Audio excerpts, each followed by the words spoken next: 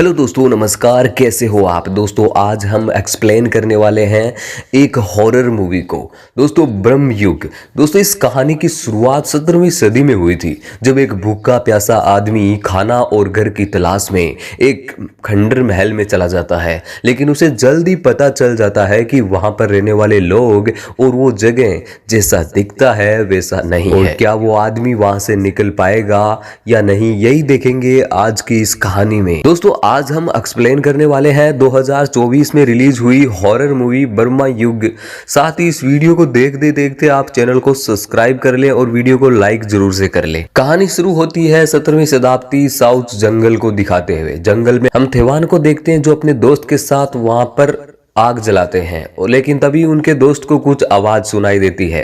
वो घने जंगल में उस अजीब सा लग रहा था उसे, और वो थेवन से कहता है कि आग को जलते रहने देना, हम कल सुबह नदी पार करेंगे। थेवन सो गया और उसकी नींद खुलती है तो उसका दोस्त वहां पर नहीं था। जब वो अपने दोस्त को ढूंढता है तो उसके दोस्त कोहरे के सामने पेड़ की तरफ उसका दोस्त देख रहा था। पेड़ के पीछे मतलब कि एक पिचासनी जो कि बाहर आती है और कोहरे को रिझाने लगती है। तो जैसे ही हम उस चुड़ैल की खूबसूरती में मानो कि वो अंधा हो गया था।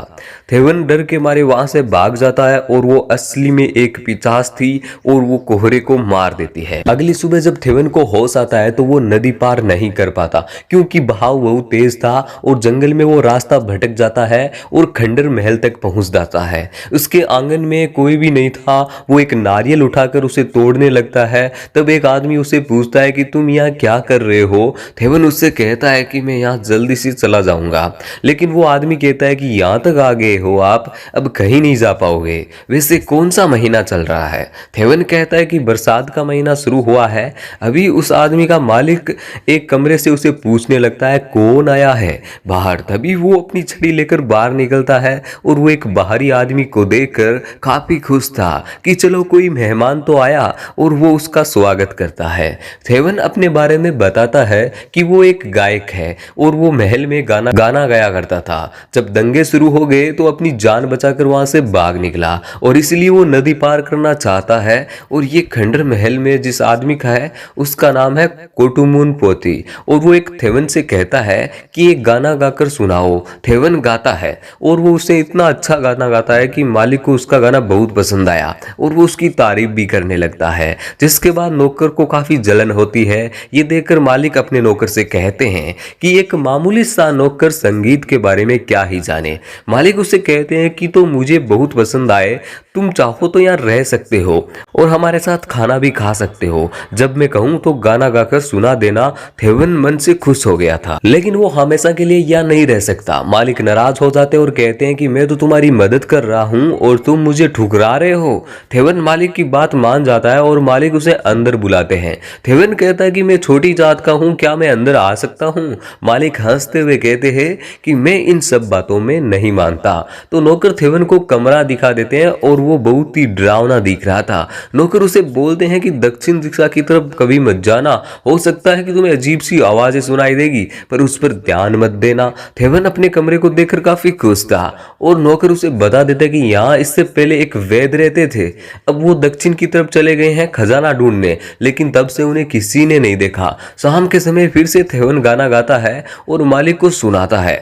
मालिक बताते कि मैं बहुत साल से अकेले रह रहा हूँ, मैं अपने महल से निकला कब मुझे याद ही नहीं है। अच्छा गाना गाने के लिए मालिक उस थेवन को स्वादिष्ट खाना खिलाते हैं और थेवन भगवान को इसके लिए धन्यवाद कहता है, जिस पर मालिक भड़क उठते हैं और कहते हैं कि ये खाना मैंने तुझे दिया है। भगवान का नाम सुनाकर काफी गुस्सा हो गया था वो। आधी रात के समय थेवन घर के बाहर देखता है तो कुछ लोगों को मिट्टी में दफनाया गया था। ये देखकर वो काफी डर गया था। अब वो फिर से इधर उधर घूमने लगता है, लेकिन नौकर ने उसे मना कर दिया था। फिर भी वो एक हॉल में गुजर रहा था कि वो एक मोटे से चेन से टकराकर गिर जाता है और उस चेन से हिलने से एक दरवाजा खुल जाता है। अगली सुबह मालिक थेवन को पासे का खेल खेलने के लिए बिठाते हैं और उसे समझाते हैं कि खेल को शुरू करने से पहले तुम्हें कुछ दांव पर लगाना होगा, जैसे कि सोने के सिक्के, कुछ भी ऐसा कुछ। लेकिन थेवन कहता है कि मुझे जैसे गरीब के पास क्या ही होगा। मालिक कहते हैं कि तेरे पास है, बस तुझे पता नहीं है।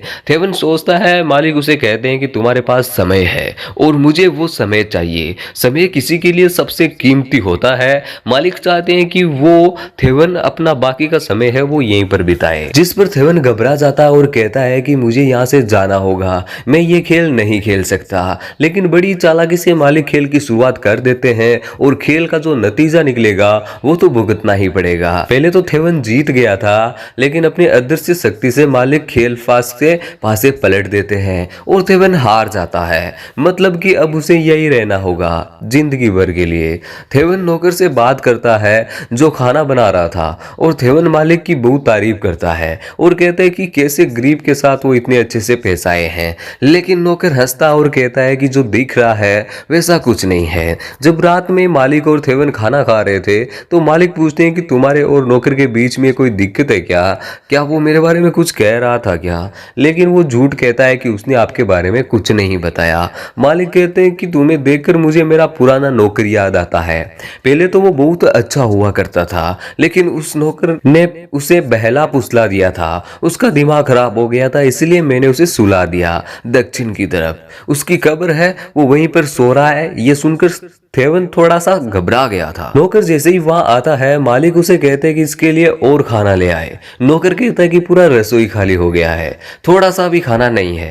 तभी जंगल से उल्लू की आवाज आती है और मालिक ये सुनकर कहते हैं, उल्लू की आवाज मतलब मौत की खबर। अपने नौकर से पूछते हैं कि तुझे मौत से डर नहीं लगता? मालिक उसे घूरते हैं और पूरा महल हिलने लगता है। जैसे वो अपना हाथ सामने करते हैं, नौकर खींचा चला आता है और मालिक उसे गले से पकड़ लेते हैं। ये देखकर थेवन का तो बुरा हाल हो गया था, लेकिन मालिक नौकर को नहीं मारते। इसके बाद थेवन अकेले में जाकर नौकर से बात करता है और उसे पूछता है कि मालिक असली में है कौन। नौकर उसे बता देता है कि मालिक ने पुराने नौकरों को मारा है और मैंने उसे दफनाया है। नौकर उससे महल का इतिहास बताने लगता है, चंडालन पट्टी के बारे में बताता है। वो काला जादू किया करते थे और उसने अपने सामने माता बहराई को बुलाया था।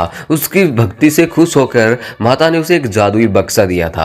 उस बक्से के अंदर अलौकिक शक्तियां मौजूद थी और उसमें एक पिचास भी था। पोटी उस पिचास को बांध कर रखता है और उसे बहुत प्रताड़ित करता था। लेकिन एक दिन पिचास ने उसे मार दिया था और पूरे महल पर कब्जा कर लिया था।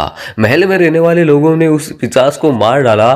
बहुत सारे जादूगर आए पिचास को पकड़ने, लेकिन वो जिंदा यहाँ से नहीं जा पाए। उन जादूगर का आखिरी वंशज है कुटुमिनी पोती, मतलब कि ये मालिक पिचास को खत्म करने के लिए आया था और उन्हें पिचास को इस महल से अटारी में बंद कर दिया।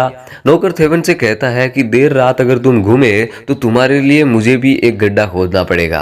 फिर एक रात वही पिचासनी आती है और मालिक के साथ रोमांटिक होने लगती है और ये सब कुछ थेवन देख लेता है। वो बहुत घबरा गया था और उसने अगले दिन फिर नौकर से कहता है कि मैं यहाँ से जा रहा हूँ, तुम्हें भी चलना चाहिए, ये जगह श्रापित है। लेकिन नौकर कहता है कि मैं यहाँ से नहीं जाने वाला। थेवन से कहता है अगर तुम जाना चाहते हो तो जाओ। ये सुनकर थेवन अपने कमरे में आता है, अपना सारा कपड़ा बांधने लगता है, लेकिन उसे मालिक पकड़ लेते हैं और पूछते हैं कि तुम कहां जा रहे हो? घर पर मुझे मेरी माँ के लिए जाना है। मालिक कहते हैं कि तुम जा सकते हो, लेकिन बाहर बहुत बारिश हो रही है, तुम जाओगे कैसे? लेकिन मौसम तो साफ था। तभी अचानक मौसम बदलने लगता है और तेज बारिश शुरू हो जाती है, इसलिए मजबूरन अब थेवन को वहां से निकल ही नहीं पाता है और बारिश तो बंद होने का नाम ही नहीं ले रही थी। मालिक कहते हैं कि ये बारिश नहीं रुकने वाली, महीनों और सालों तक ये बारिश चलते ही रहेगी। वो बताते हैं कि इससे पहले भी एक नाचने वाला यहाँ रहता था और ये बारिश 3 साल तक नहीं रुकी और वो धीरे धीरे पागल हो गया। थेवन पूछता है तो क्या आपने उसे मार दिया? वो आगे कहते हैं कि मैं यहाँ बस भगवान के लिए गाना गाना चाहता हूँ। लेकिन मालिक कहता है कि ये ब्रह्म युग है, कलयुग का सबसे भ्रष्ट युग, इसमें भगवान से कोई भी फल नहीं मिलता। मालिक उसे कहते हैं मुझे लगा था तुम अलग हो, लेकिन तुम भी बाकी जैसे ही हो। उसी शाम थेवन नौकर के साथ उसका मन हल्का करने के लिए उसे शराब पिलाता है और थेवन अपने घर के बारे में बताने लगता है कि उसका धर्म नदी के किनारे ही वहां पर मिट्टी के पवित्र स्थान है, वहां पे घर है, उसकी माँ उसका इंतजार कर रही होगी। अब नौकर से पूछता है तुम्हारा कोई परिवार नहीं है? वो कहता है मेरा कोई परिवार नहीं है, मैं अकेला ही हूँ और सो रहा था। तभी उसकी अचानक नींद खुल जाती है और वो अपने सामने एक पिचास को देखता है, उस पर हमला करता है। लेकिन ये सब तो उसका एक सपना था। वो देखता है कि बारिश अभी भी हो रही है और इस तेज बारिश में नौकर गड्ढा खोद रहा था। थेवन उससे पूछता है कि आखिर ये गड्ढा तुम क्यों खोद रहे हो? लेकिन वो नौकर उससे कुछ नहीं कहता, पर उससे समझ समझ आ गया था कि ये गड्ढा उसी के लिए है। वो डर के मारे वहां से भागता है, लेकिन वो ज्यादा दूर नहीं जा पाता क्योंकि अचानक बिना कोई कारण उसके पेट में दर्द होने लगता है और वो खून की उल्टियां करने लगता है। फिर वो जैसे तैसे रेंगते हुए वापस महल की तरफ आ जाता है और मालिक के पैरों में गिर जाता है। मालिक उससे कहते हैं कि पूछ कर भी तो जा सकते थे। थेवन माफी मांगता है और थेवन समझ गया था कि वो चाहकर भी यहाँ से नहीं भाग पाएगा।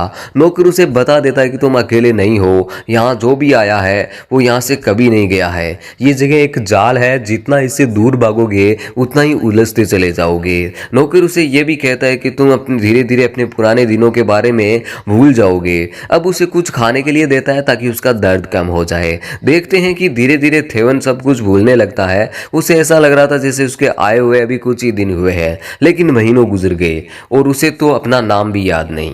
नौकर उसे अटारी में लेकर जाता है जहां पर एक इंसान की लाश रखी हुई थी। नौकर कहते हैं कि ये यहाँ फंस गया है और इस हवेली में जैसे जैसे समय बीतता गया वो भूल गया कि वो यहाँ क्यों आया था। जैसी थेवन कपड़ा हटाता है वो देखता है ये तो मुडुमोन पोटी की है जो ये पिशाच को पकड़ने के लिए आया था। वो सोचने लगता है कि फिर उसके साथ रह रहा है वो कौन है। नौकर बता देता है कि वो जो भी है वो इंसान नहीं है, वो एक पिशाच है और उसने अब दुनिया बनाई है जो उसके हिसाब से चलती है और ये हम इस जगह पर फंस गए हैं और यहाँ से निकल नहीं सकते। पोटी के लाश को वो दोनों मिलकर उस गड्ढे में दफना रहे थे। थेवन पूछ रहा होता है कि आखिर उन लोगों ने ऐसा क्या पाप किया है कि वो लोग यहाँ फंस गए। नौकर कहता है कि हम में से कोई गलती नहीं हुई है क्योंकि हम खुद चलकर यहाँ आए थे। तब वो थेवन को बताता है कि महल के अंदर एक कमरा है जिसके अंदर एक ज्योति है जो हमेशा जलती रहती है, उसे बुझाना होगा। कमरा जमीन के नीचे है, उस कमरे के अंदर एक ऐसी ज्योति होती है जो हमेशा जलती रहती है किसी जादुई शक्ति की वजह से, और उस कमरे के ऊपर ही पिशाच रहता है जो उस ज्योति को कभी बुझने नहीं देगा। लेकिन उस कमरे की चाबी कहाँ है ये किसी को नहीं पता, लेकिन थेवन को लगता है कि चाबी इसी घर में है और शायद ये पोटी के पास ही होगा। इसके बाद अगले दिन थेवन पासे का खेल खेलने के लिए तैयार होता है, लेकिन मालिक कहते हैं कि अब जो तुम्हारे पास दांव पर लगाने के लिए कुछ है नहीं तो मैं नहीं खेलूंगा। लेकिन थेवन कहता है कि मेरे पास है एक चाबी।